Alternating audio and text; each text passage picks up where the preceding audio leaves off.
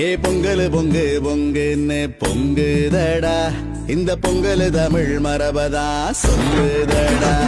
ஏ பொங்கல் பொங்கு பொங்குன்னு பொங்குதடா இந்த பொங்கல் தமிழ் மரபதா சொல்லுதடா. அந்த விதைச்சு வச்சோம் ஆடி மாசம் நாங்கதான், பொங்க மாசத்துலதான் அறுவடை ஜோறுதான்.